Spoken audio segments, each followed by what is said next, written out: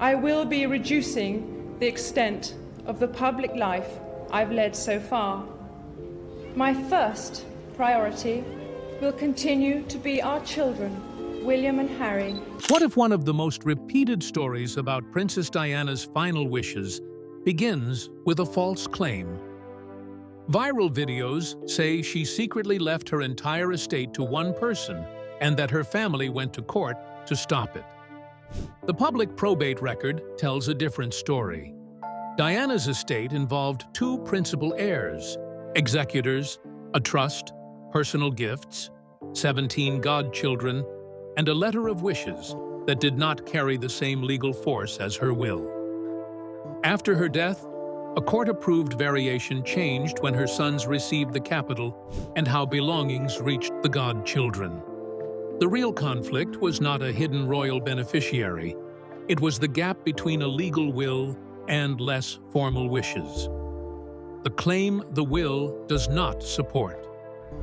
Diana died in Paris on August 31st, 1997, when Prince William was 15 and Prince Harry was 12.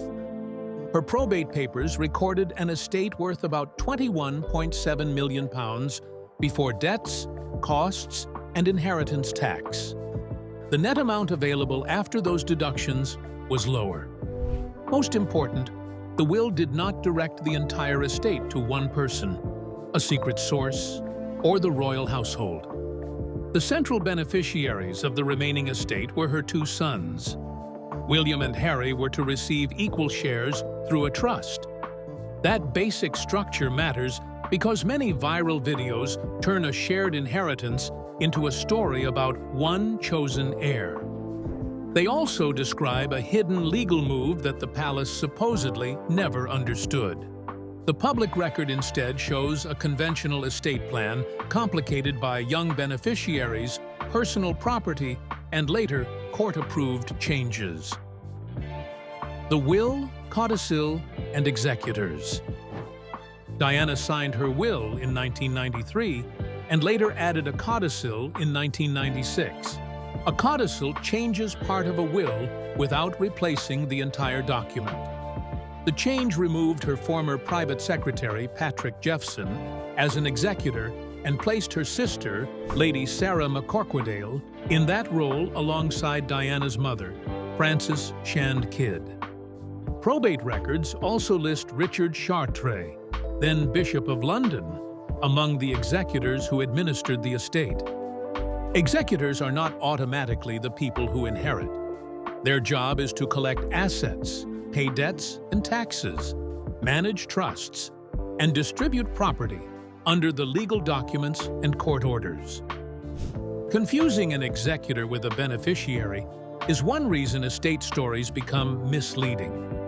Diana's mother and sister had significant control over administration, but that did not make either woman the secret owner of the estate. William and Harry as equal heirs. After expenses, taxes, and specific gifts were handled, the residuary estate was divided equally between William and Harry. Because both princes were children, their shares were held in trust.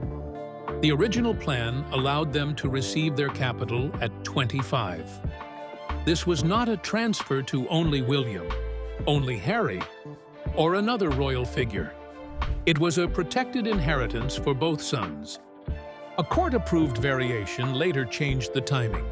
William and Harry could receive income from their shares at 25, while the main capital became available at 30. William reached 30 in 2012, and Harry in 2014. Reports often present this delay as proof that relatives seized the inheritance. The evidence shows a change in trust terms, not the removal of the sons as equal beneficiaries. The trust, butler, and godchildren. Diana's estate contained more than the sons' equal shares. A discretionary fund was created for William and Harry, their future spouses and descendants, and selected charities.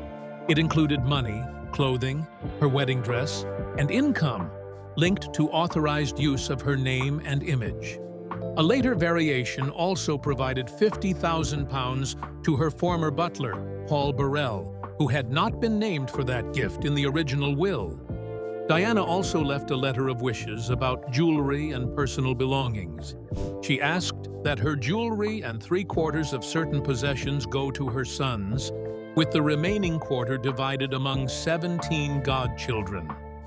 A letter of wishes guides executors, but is generally not legally binding, like a properly executed will. That difference became the most controversial part of the estate. What the court-approved variation changed. In December 1997, the executors and the young princes obtained a court order varying parts of the estate plan. Court approval was necessary because William and Harry were minors, and the changes affected trust interests. The order delayed the capital distribution until 30 and changed how personal belongings were handled. Rather than sharing 1/4 of the collection by value, each godchild eventually received one selected item.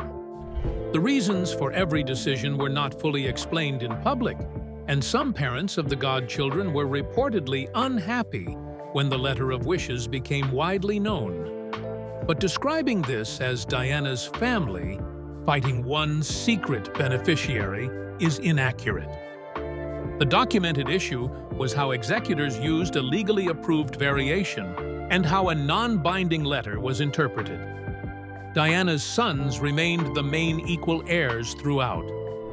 Princess Diana did not leave everything to one secret person, and the crown did not absorb her fortune. Her main financial legacy passed equally to William and Harry through trusts designed to protect them while they were young.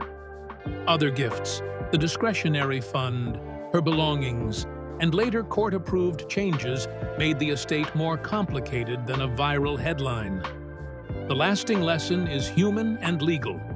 Diana tried to care for her sons, future family members, charities, loyal staff, and godchildren. But not every wish had equal legal strength. Her estate shows why clear documents matter when grief, minors, valuable property, and public attention arrive together. If you enjoyed this deep dive into her life and career, don't forget to like the video, subscribe to the channel, and turn on notifications so you don't miss our next story.